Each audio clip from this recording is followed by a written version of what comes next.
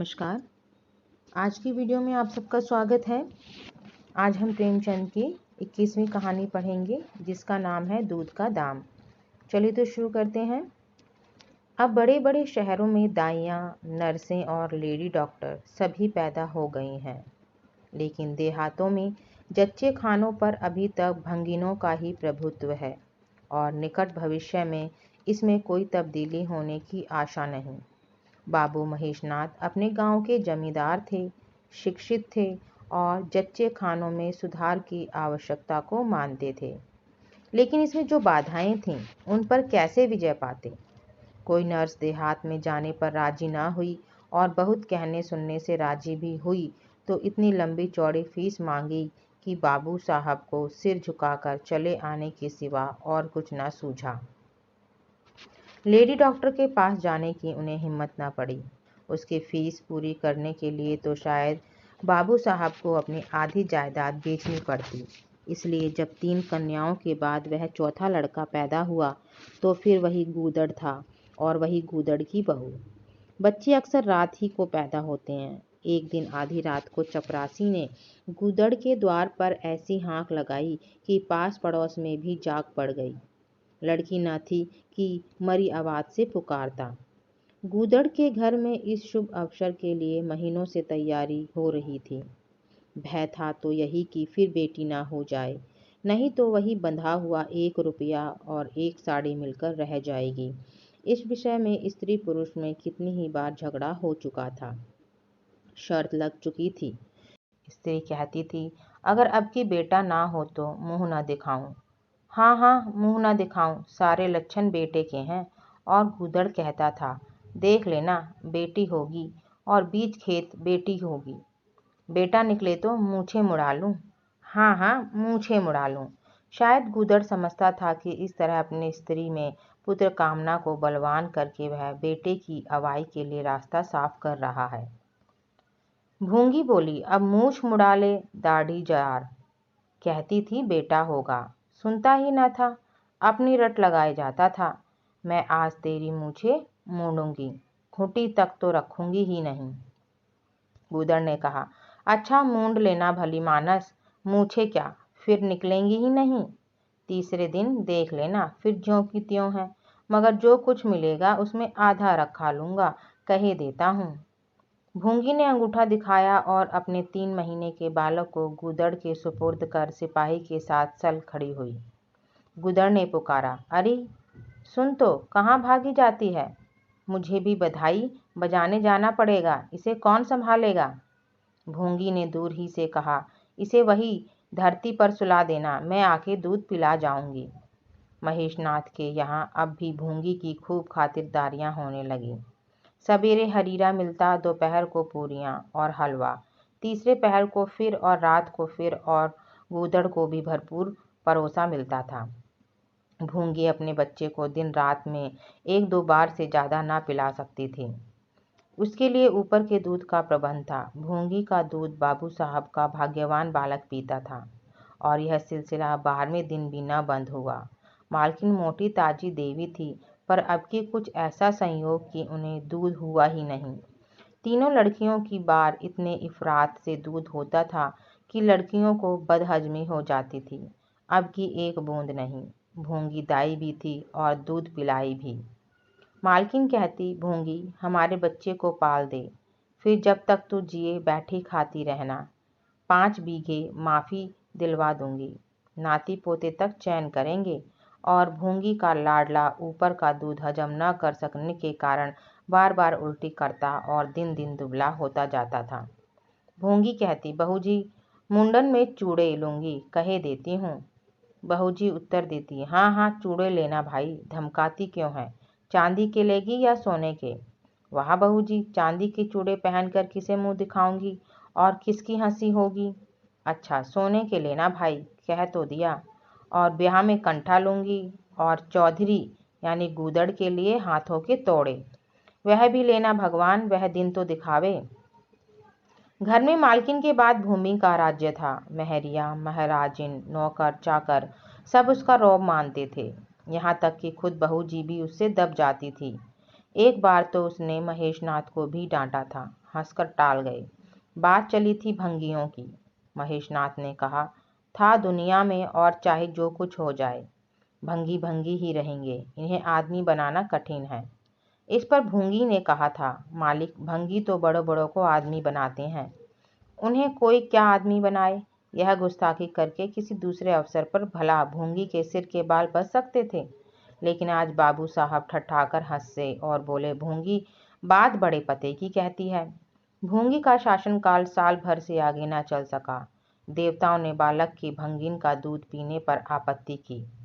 मोटेराम शास्त्री तो प्रायश्चित का प्रस्ताव कर बैठे। दूध तो छुड़ा दिया गया, लेकिन प्रायश्चित की बात हंसी में उड़ गई।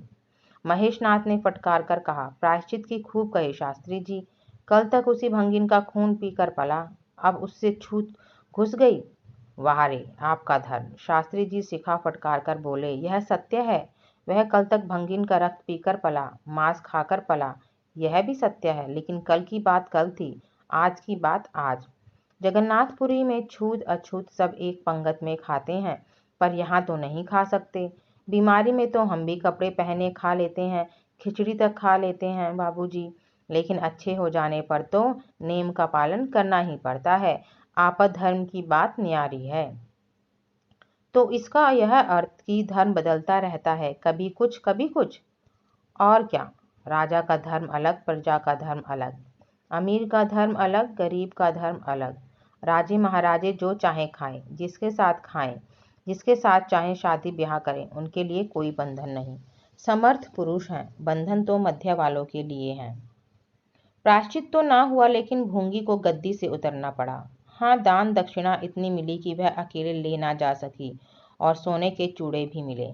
एक की जगह दो नई सुंदर साड़ियाँ, मामूली नैन सुख की नहीं, जैसे लड़कियों की बार मिली थी। इसी साल प्लेग ने जोर बांध और गूदड़ पहले ही चपेट में आ गया। भूंगी अकेली रह गई, पर गृहस्थी ज्यों की त्यों चलती रही। लोग ताक लगाए बैठे थे कि भूंगी अब गई। फला भंगी से बातचीत हुई, फला चौधरी आए, लेकिन भूंगी न गई, कहीं आई न कहीं गई। यहाँ तक कि 5 साल बीत गए और उसका बालक मंगल दुर्बल और सदा रोगी रहने पर भी दौड़ने लगा। सुरेश के सामने पिद्दी सा लगता था। एक दिन भूंगी महेशनाथ के घर का परनाला साफ कर रही थी। महीनों से गलीच जमा हो रहा था, आंगन में पानी भरा रहने लगा था। परनाले में एक लंबा मोटा बांस डालकर जोर से हिला रही थी। पूरा दाहिना हाथ परनाले के अंदर था कि एकाएक उसने चिल्लाकर हाथ बाहर निकाल लिया, और उसी वक्त एक काला सांप परनाले से निकलकर भागा। लोगों ने दौड़कर उसे मार तो डाला, लेकिन भूंगी को न बचा सके। समझे पानी का सांप है, विषैला ना होगा, इसलिए पहले कुछ गफलत की गई। जब विष देह में फैल गया और लहरें आने लगी, तब पता चला कि वह पानी का सांप नहीं, गेहूं वन था। मंगल अब अनाथ था। दिन भर महेश बाबू के द्वार पर मंडराया करता। घर में झूठन इतना बचता था कि ऐसे ऐसे 10-5 बालक पल सकते थे। खाने की कोई कमी न थी। हाँ, उसे तब बुरा जरूर लगता था जब उसे मिट्टी के कटोरों में ऊपर से खाना दिया जाता था। सब लोग अच्छे अच्छे बर्तनों में खाते हैं, उसके लिए मिट्टी के कटोरे। यूं उसे इस भेदभाव का बिल्कुल ज्ञान न होता था, लेकिन गांव के लड़के चिढ़ा चिढ़ा कर उसका अपमान करते रहते थे। कोई उसे अपने साथ खिलाता भी न था। यहाँ तक कि जिस टाट पर वह सोता था वह भी अछूत था। मकान के सामने एक नीम का पेड़ था, इसी के नीचे मंगल का डेरा था। एक फटा सा टाट का टुकड़ा, 2 मिट्टी के कटोरे और एक धोती, जो सुरेश बाबू की उतारन थी। जाड़ा, गर्मी, बरसात, हर एक मौसम में वह जगह एक सी आरामदेह थी। और भाग्य का बली मंगल झुलसती हुई लू, गलते हुए जाड़े और मूसलाधार वर्षा में भी जिंदा और पहले से कहीं स्वस्थ था। बस उसका कोई अपना था तो गांव का एक कुत्ता, जो अपने सहवर्गियों के जुर्म से दुखी होकर मंगल की शरण आ पड़ा था। दोनों एक ही खाना खाते, एक ही टाट पर सोते। तबीयत भी दोनों की एक सी थी और दोनों एक दूसरे के स्वभाव को जान गए थे। कभी आपस में झगड़ा ना होता। गांव के धर्मात्मा लोग बाबू साहब की इस उदारता पर आश्चर्य करते। ठीक द्वार के सामने 50 हाथ भी न होगा मंगल का पड़ा रहना उन्हें 16 आने धर्म विरुद्ध जान पड़ा। छी, यही हाल रहा तो थोड़े ही दिनों में धर्म का अंत ही समझो। भंगी को भी भगवान ने ही रचा है, यह हम भी जानते हैं। उसके साथ हमें किसी तरह का अन्याय न करना चाहिए। यह किसे नहीं मालूम? भगवान का तो नाम ही पतित पावन है, लेकिन समाज की मर्यादा भी कोई वस्तु है? उस द्वार पर जाते हुए संकोच होता है। गांव के मालिक हैं, जाना तो पड़ता ही है, लेकिन बस यही समझ लो कि घृणा होती है। मंगल और टामी में गहरी बनती थी। मंगल कहता, देखो भाई टामी, जरा और खिसक कर सो, आखिर मैं कहाँ लेटूं? सारा टाट तो तुमने घेर लिया। टामी कूं कूं करता दुम हिलाता और खिसक जाने के बदले और ऊपर चढ़ाता एवं मंगल का मुंह चाटने लगता। शाम को वह एक बार रोज अपना घर देखने और थोड़ी देर रोने जाता। पहले साल फूस का छप्पर गिर पड़ा, दूसरे साल एक दीवार गिरी और अब केवल आधी आधी दीवारें खड़ी थीं, जिनका ऊपरी भाग नोकदार हो गया था। यही उसे स्नेह की संपत्ति मिली थी, वही स्मृति ही आकर्षण, वही प्यार उसे एक बार उस उजड़ में खींच ले जाता था और टॉमी सदैव उसके साथ होता था।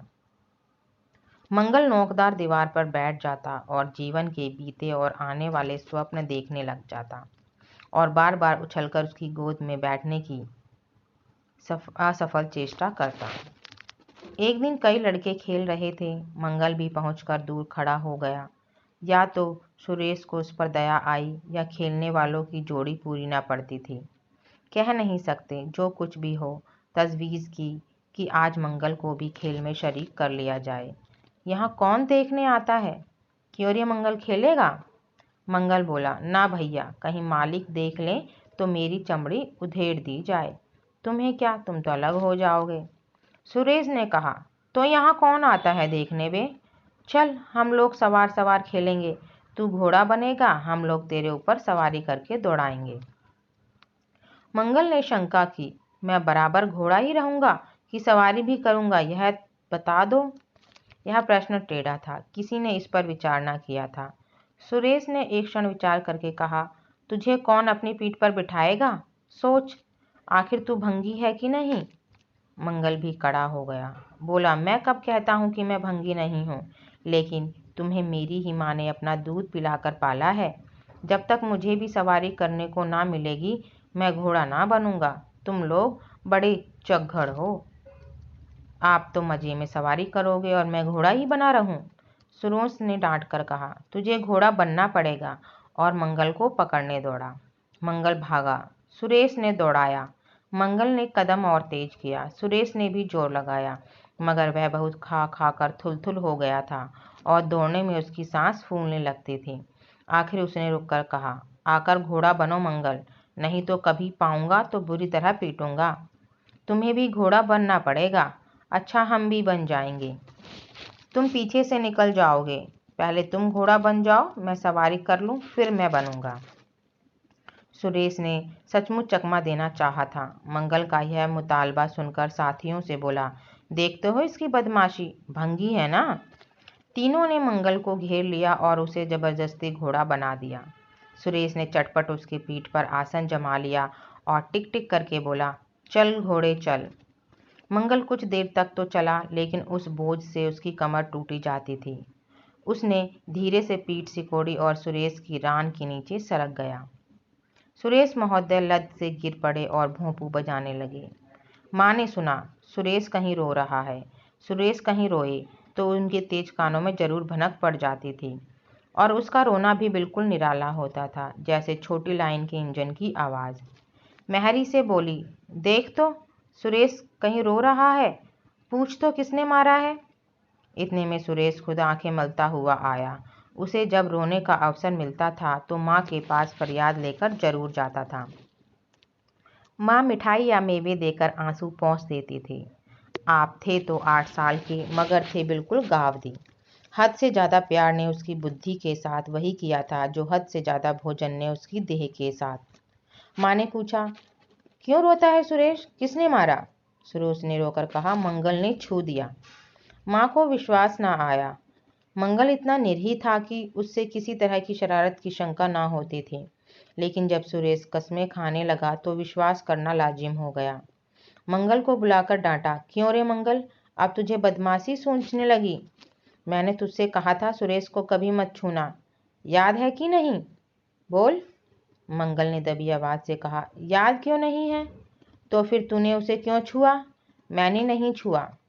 तूने नहीं छुआ तो वह रोता क्यों था? गिर पड़े इससे रोने लगे। चोरी और सीना जोरी? देवी जी दांत पीसकर रह गई। मारती तो उसी दम स्नान करना पड़ता, छड़ी तो हाथ में लेनी ही पड़ती, और छूत का विद्युत प्रभाव इस छड़ी के रास्ते उनकी देह में पैवस्त हो जाता। इसलिए जहां तक गालियां दे सकी दी और हुक्म दिया कि अभी अभी यहाँ से निकल जा, फिर जो इस द्वार पर तेरी सूरत नजर आई तो खून ही पी जाऊंगी। मुफ्त की रोटियां खा खा कर शरारत सूझती है आदि। मंगल में गैरत तो क्या थी, हाँ डर था। चुपके से अपने सकोरे उठाए, टाट का टुकड़ा बगल में दबाया, धोती कंधों पर रखी और रोता हुआ वहां से चल पड़ा। अब वह यहाँ कभी ना आएगा। यही तो होगा कि भूखों मर जाएगा। क्या हरज है, इस तरह जीने से फायदा ही क्या? गांव में उसके लिए और कहाँ ठिकाना था। भंगी को कौन पनाह देता। उसी खंडर की ओर चला जहाँ भले दिनों की स्मृतियां उसके आंसू पहुंच सकती थीं, और खूब फूट फूट कर रोया। उसी क्षण टॉमी भी उसे ढूंढता हुआ पहुंचा और फिर दोनों अपनी व्यथा भूल गए। लेकिन ज्यों ज्यों दिन का प्रकाश क्षीण होता जाता था, मंगल की ग्लानि भी क्षीण होती जाती थी। बचपन को बेचैन करने वाली भूख देह का रक्त पीक कर और भी बलवान होती जाती थी। आंखें बार बार कसौरों की ओर उठ जाती। वहां अब तक सुरेश की जूठी मिठाइयां मिल गई होती, यहाँ क्या धूल फांके। उसने टॉमी से सलाह की। खाओगे क्या टॉमी? मैं तो भूखा लेट रहूंगा। टॉमी ने कूं कूं करके शायद कहा। इस तरह का अपमान तो जिंदगी भर सहना है। यूं हिम्मत हारोगे तो कैसे काम चलेगा? मुझे देखो ना। कभी किसी ने डंडा मारा, चिल्ला उठा, फिर जरा देर बाद दुम हिलाता हुआ उसके पास जा पहुंचा। हम तुम दोनों इसलिए बने हैं भाई, मंगल ने कहा। तो तुम जाओ, जो कुछ मिले खा लो, मेरी परवाह ना करो। टॉमी ने अपनी स्वान भाषा में कहा। अकेला नहीं जाता, तुम्हें साथ लेकर चलूंगा। मैं नहीं जाता। तो मैं भी नहीं जाता। भूखों मर जाओगे तो क्या तुम जीते रहोगे? मेरा कौन बैठा है जो रोएगा? यहाँ भी वही हाल है भाई। बार में जिस कुतिया से प्रेम किया था उसने बेवफाई की और अब कल्लू के साथ है। खैरियत यही हुई कि अपने बच्चे लेती गई, नहीं तो मेरी जान गाढ़े में पड़ जाती। 5-5 बच्चों को कौन पालता? एक क्षण के बाद भूख ने एक दूसरी युक्ति सोच निकाली। मालकिन हमें खोज रही होंगी क्या टॉमी? और क्या, बाबूजी और सुरेश खा चुके होंगे। कहार ने उनकी थाली से जूठन निकाल लिया होगा और हमें पुकार रहा होगा। बाबूजी और सुरेश दोनों की थालियों में घी खूब रहता है, और वह मीठी मीठी चीज, हाँ मलाई, सब का सब घूरे पर डाल दिया जाएगा। देखें, हमें खोजने कोई आता है? खोजने कौन आएगा? क्या कोई पुरोहित हो? एक बार मंगल मंगल होगा और बस थाली पर नाले में उड़ेल दी जाएगी। अच्छा तो चलो चले, मगर मैं छिपा रहूंगा। अगर किसी ने मेरा नाम लेकर ना पुकारा तो मैं लौट आऊंगा, यह समझ लो। दोनों वहां से निकले और आकर महेशनाथ के द्वार पर अंधेरे में दबक कर खड़े हो गए। मगर टॉमी को सब्र कहाँ, वह धीरे से अंदर घुस गया। देखा, महेशनाथ और सुरेश थाली पर बैठ गए हैं। बरोठे में धीरे से बैठ गया, मगर डर रहा था कि कोई डंडा न मार दे। नौकर में बातचीत हो रही थी। एक ने कहा, आज मंगलवा नहीं दिखाई देता।